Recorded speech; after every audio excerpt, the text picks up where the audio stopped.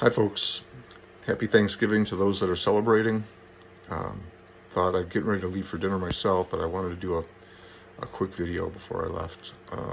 Just a little update on a few recordings that I've been listening to, and there's a local university here, Madonna College, and they were selling part of their audio library, and for nothing really, and most of it was just nothing that foreign language discs and teaching foreign language and stuff like that. But there were some other things. This is one that is a keeper that I had in there.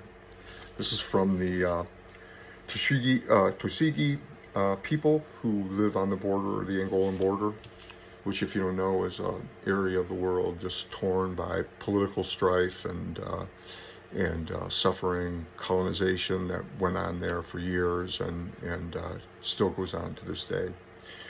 These recordings, however, they were done by this Barbara Schmidt, who was a noted ethnomusicologist from the University of Cologne, who actually went into Angola and made these recordings, right there, which I think is pretty cool, and you hear it in the music. This is music created without, there's no commercial intent here.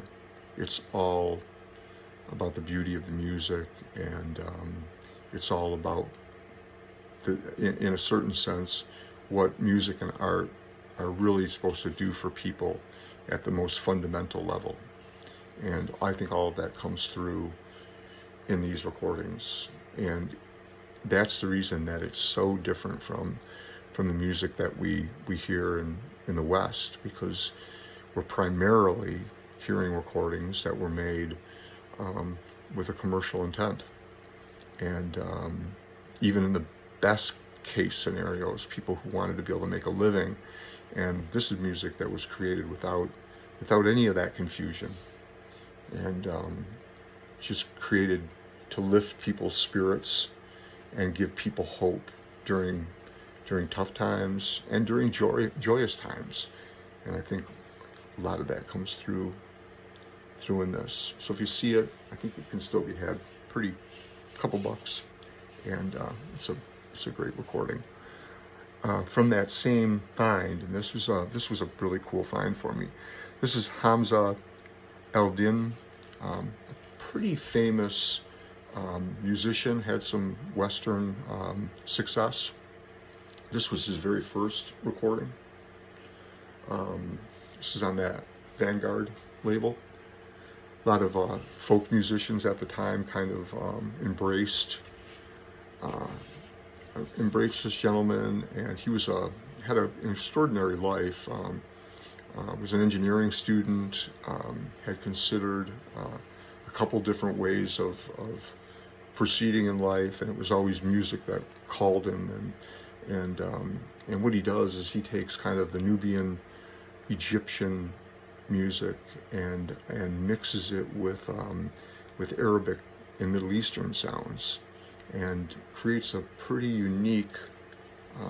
So you're hearing a lot of the flow and beauty of Arabic music with some of the drive and percussion of the Nubian sounds, and I think it comes together really, really nicely. Most of this is pretty stripped down, and there's some singing on it, which is really great, and then most of it is just very sparse playing, but there's a definite spiritual sense. The songs are all about lifting up and call to worship, and you hear that in the recording. It's a pretty it's a beautiful record. It's not heavy. I was almost said it was going to be heavy. It's not heavy. It's beautiful and light even. Everything great about the word spirituality, I think, kind of comes through in this. This one is one I looked up on Discogs, and it is starting to creep up in price. So if you see it and it's reasonable, you might want to grab it. He went on. I know Terry Riley was somebody that had helped him get some recording contracts, and he taught at various universities around Europe and in the United States. And I guess more towards the end of his life, he worked in Japan, and he actually met, I think that's where they said that he met his wife, and retired in California, where he passed away. But extraordinary man, extraordinary life, and this is a beautiful recording. I was so glad to be able to get this. Next was, this is an album I bought some time ago, and I had read a lot about it. This is the story, I think a lot of people know it. This is the Craig Smith story. Craig Smith is often cited as a kind of acid casualty from the 1960s. He was a kid he worked in California, he grew up in California, and wanted a career in music, and really plunged himself into it, eventually having some success. He worked with, he was a songwriter for Andy Williams. If you're familiar with Andy Williams, he wrote a Christmas song for Andy Williams, and then eventually got a partnership with Michael Nesmith, who was helping them. I think the name of their band was the Penny Arcade. It was kind of a country rock band, not bad, you know, kind of a 60s country rock, poppy, but a little country in there.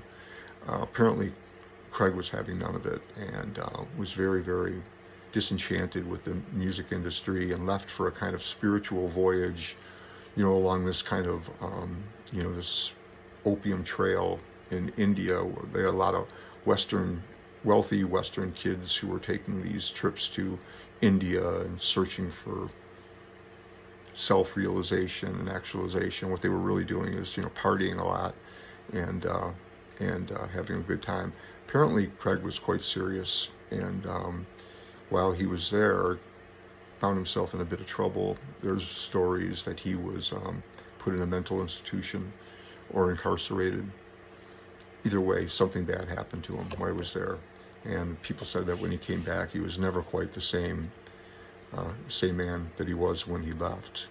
And nevertheless, the recordings that he made, both before and after, are worth hearing. When he came back, he did some recording and did a private pressing of 2 albums, both of which are here. This is a double album set. And you really get to hear, this is more than just an acid casualty. This is a talented young man who was searching for something, desperately searching for something. And it comes out in the music. It's often fragile and pretty and searching, and you hear him reaching out for help, and help which he never ultimately got. And I guess he sold these albums on the street corner for $5 or a couple bucks. He was still involved with drugs, and that was a big part of his downfall. Those original albums, if you come across them, are worth, you know, thousands of dollars. Well, this reissue done a few years ago is if you're curious at all about this story, and it's an interesting one. It's more than just an interesting story though, because I think these recordings are worth hearing, and there's some really beautiful music on here. Check it out. I don't think this was a limited. I think they did like 500 of these, if I'm not mistaken. So I don't know how, what the availability might be. I was able to pick this up for a pretty good price. It was not expensive, but who knows? You know, nowadays they can go up quick. Next, oh, you know, by the way, it came with a really nice little booklet. Tells the whole story about his life, you know, what he went through, and yeah, it's a nice package. They did a good job with that. Next is a recording. I got this a few years ago, and I don't know if you're familiar with Bonnie Prince Billy. I think everybody's kind of familiar with him. Indie recording artist, has some good stuff. I've heard lots of his albums, and none of it really grabbed me. And even though there is without a doubt some good music in there, but none of it really said, you know, I need to make this mine, until I heard this record. This is master and everything. This is an album that transcends time. this album sounds like it was recorded both yesterday and 1,000 years ago. There's something about this that just sounds ancient to me, like a recording from pre-Christian Europe. The vocals are delicate, and the playing is beautiful and searching. There's a certain savage sadness about this. It's both brutal in a way, as if you're familiar with Bonnie Prince Billy, and but also fragile and searching for love, searching for companionship, searching for a sense of identity. And I think this is a really special record. If you get a chance, if you've heard Bonnie Prince Billy before, you might want to give this one a chance. And if you're familiar with his stuff, I'm sure you'll love this. So next was, I heard earlier some people were talking about Donnie Hathaway, who I love Donnie Hathaway, and amazing. And there's this classic live album, Donnie Hathaway Live, great. You know, Donnie Hathaway does, there's quite a few covers on here, Jealous Guy, What's Going On, You've Got a Friend, but Donnie makes them his own. It's like you've never heard him before. I particularly like the What's Going On. It's just, he stretches it out and does things to it that Marvin Gaye never imagined doing.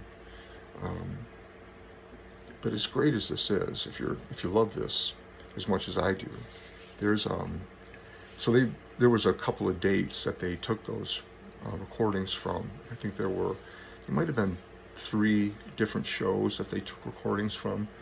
What they did is they gathered up all the stuff that they didn't use on this. Donnie Hathaway live at the Bitter End, which is the name of the club that he was playing at. There's some overlap. What's Going On and Jealous Guy are both on here, as is The Ghetto and some of his other songs. There's a couple of new tracks. He Ain't Heavy, He's My Brother.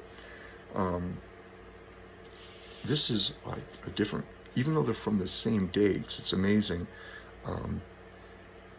This sounds more intimate, like it's recorded in a little bar down the street, and you're walking in and you're ordering a Tanqueray and tonic and sitting down at the bar and smoking a cigarette and watching Donnie Hathaway perform.